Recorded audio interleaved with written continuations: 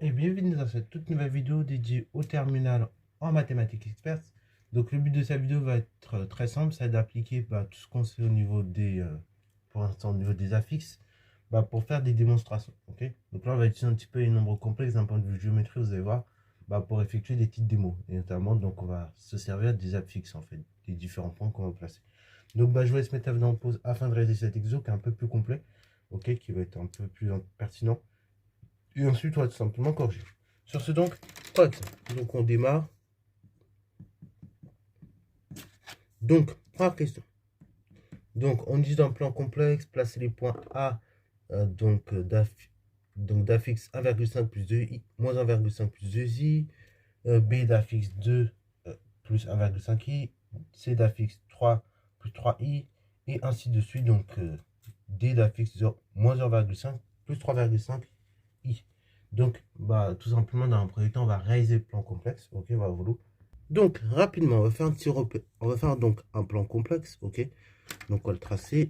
Enfin, aussi, comme ça sera plus visible, sinon on ne verra pas bien. Donc là, pareil, bon, vous pouvez faire plus ou moins grand. Donc là, on a ordonné, du coup, la minimale, c'est 0,5. Et la maximale, du coup, on a ordonné. La maximale, on a dit, c'est 3,5. Okay.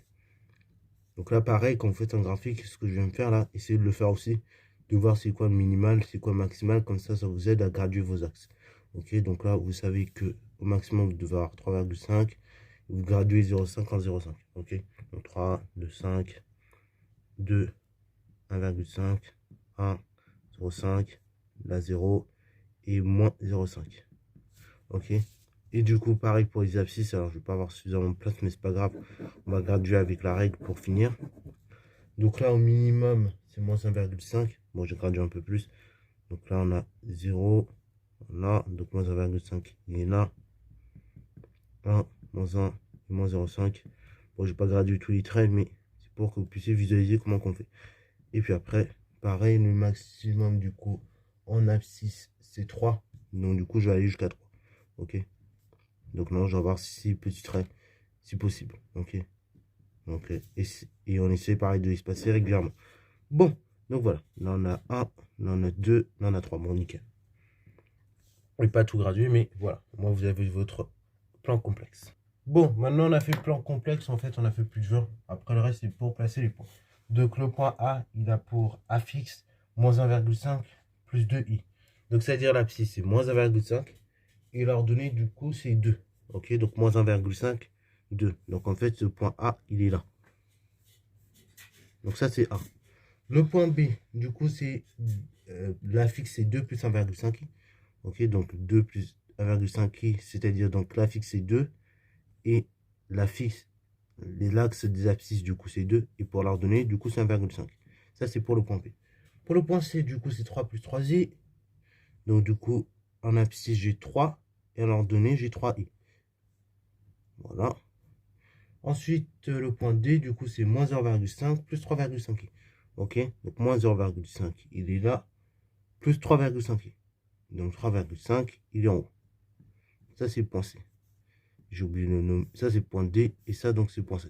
Bon, deuxième question. Que peut-on conjecturer quant à la nature du quadrilatère ABCD? Là, si vous regardez rapidement, bon, là, on ne pourra pas parfaitement le conjecturer parce qu'en fait, il y a un petit décalage de mes carreaux personnels, de mes carreaux à moi. Mais si on regarde bien, voilà, vous voyez, je suis en train de le faire. Si on regarde bien, on a l'impression d'avoir un parallélogramme. Ok, alors pareil, vous, normalement, vous avez mieux, le résultat, il sera mieux que moi. Parce que comme je l'ai dit, il y a un petit décalage de mes carreaux. Mais normalement, vous verrez parfaitement le résultat. Donc il semble, donc là pour la deuxième question, il semble que ABCD soit un parallélogramme. Et ensuite, troisième question, donc démontrer ou invalider la conjecture. Donc là, la troisième question, en réalité, c'est une question que je donne déjà à mes secondes. Hein. Voilà. Actuellement, il y a une seconde que j'aide justement sur ce chapitre-là. Elle pourra vous le dire. Et tout simplement, ce genre de questions, je peux déjà donner en seconde. Ok. Donc, voilà. Alors, bien évidemment, eux, ils n'ont pas d'affixe, tout ça, mais c'est la même technique du monde. Donc là, on rappelle la chose suivante.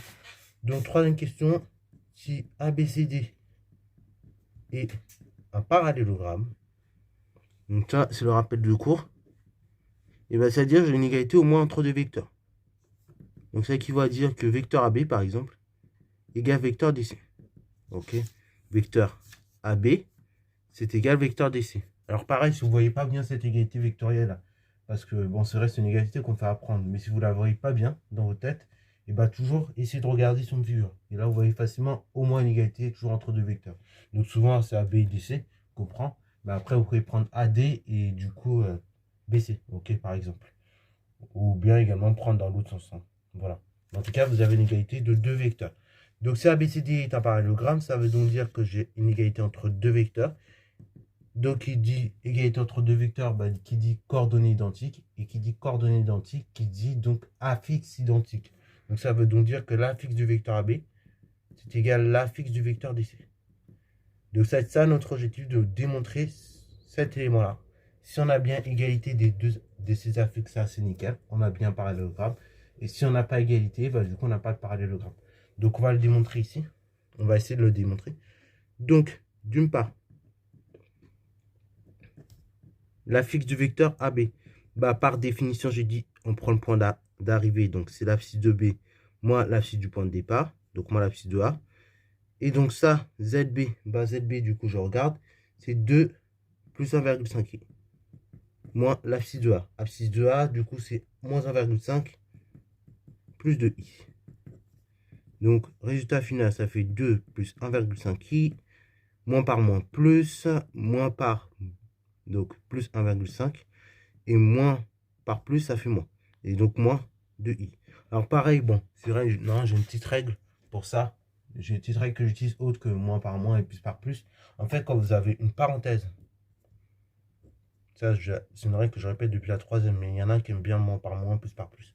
Mais, en fait, quand vous avez une parenthèse, et que cette parenthèse est précédée d'un signe moins, et bah tous les nombres qui sont à l'intérieur de la parenthèse, automatiquement, ils changent de signe. Ça, c'est la règle que j'utilise habituellement. Mais là, ce que j'ai fait moins par moins, plus par moins, enfin, du coup, moins par moins et moins par plus, en fait, c'était dans l'idée, si vous distribuez le moins. Ok, bon, je réexplique ça parce que des fois, il y en a, ils sont un peu perdus avec ça. Voilà, donc au moins comme ça, c'est un peu plus clair dans votre tête. Je finis, donc 2,2 et 1,5, 3,5. 1,5 moins 2, donc ça fait moins 0,5i.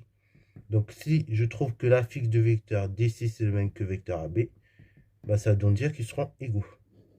Bon, d'autre part, du coup, l'affixe du vecteur DC. Par définition, je dis que c'est affixe du point d'arrivée, donc affixe de C moins affixe de D. Je fais mes calculs, donc affixe du point C, c'est 3 plus 3i, moins affixe de D.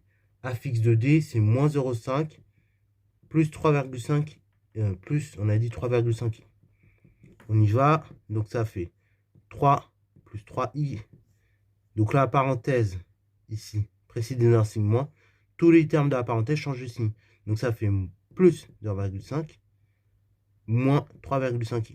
Et là, bah, a priori, quand je fais mes calculs, 3 plus 0,5, 3,5. Et donc ici 3i moins 3,5i moins 0,5i. Donc ça, l'affixe de vecteur DC, bah, c'est 3,5 moins 0,5i, ce qui veut dire c'est égal à l'affixe du vecteur AB. Bon, là je n'ai pas la place, je vais le noter, oui je vais le noter là, il y a toujours un peu de place.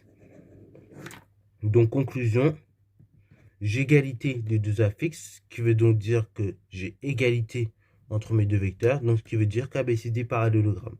Donc ABCD est bien un parallélogramme. Voilà donc l'utilisation concrète des complexes en géométrie. Enfin, une utilisation, bien évidemment, il y en a plein d'autres derrière. Mais voilà, en tout cas, une utilisation des complexes en géométrie. Donc j'espère que cette vidéo t'a plu. Si c'est le cas, comme d'habitude, n'hésite pas à liker, commenter et bonne à toi en mathématiques et en sciences.